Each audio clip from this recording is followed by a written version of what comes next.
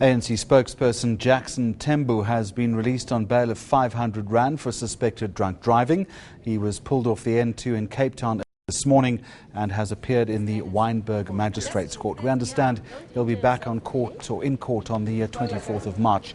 The ANC so far is refusing to comment on this issue.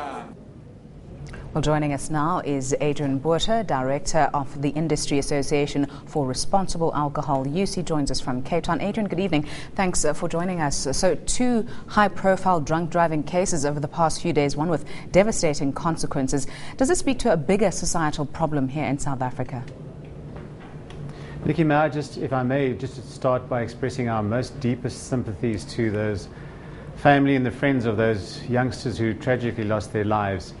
Yes, we do have a problem of alcohol abuse in our country, and clearly in terms of drinking and driving, we must follow a course of creating awareness and changing behavior, and most importantly, enforcing the law.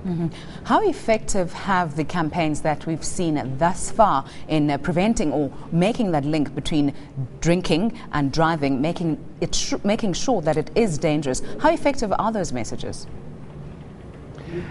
I think their effect has to be seen in conjunction with enforcement. It's very, very important to try and continually remind people about the problems of drinking and driving. In other words, if you're going to drink, then don't drive. But at the same time, we must try and help with the enforcement. And what the industry has done now, particularly through South African breweries, is the setting up of test centres across the country. There are already 4 in operation, and the gentleman caught this morning here in Cape Town was in fact taken to one of those test centres. So it's very, very important that we combine the message plus actually take action when there's a problem, because both the taking of the action and the initial awareness creation will certainly, we believe, start changing behavior. Should we focus, though, more, Adrian, on preventative measures as opposed to just the punitive, which we're talking about now, arresting people and hauling them into jail? It has to be a combination.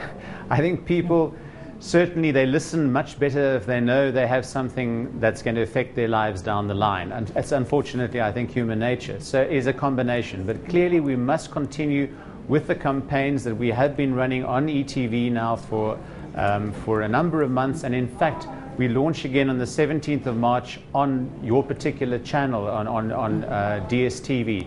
So we are constantly trying to get that message across, but equally important, we need to have both. So it's the awareness creation and the enforcement. So once people have been arrested and are taken to jail, generally though, how seriously are such charges being taken by the criminal justice system?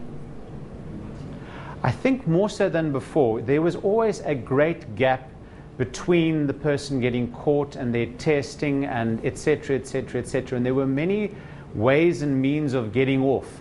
Now with these test centres, it's almost like a one-stop shop. So you are taken in, you are photographed, there's a magistrate present, and you are charged.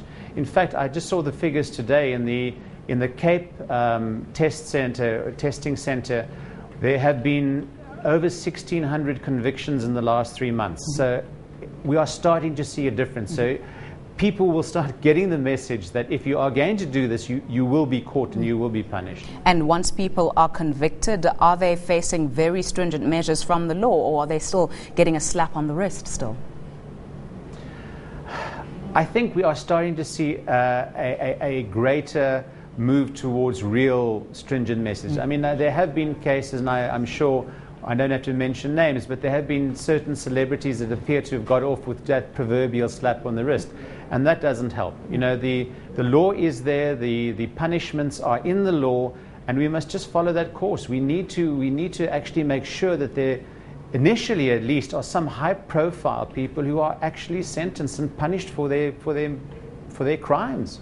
Thanks there to Adrian Botha. He is the Director of the Industry Association for Responsible Alcohol Use, joining us from Cape Town.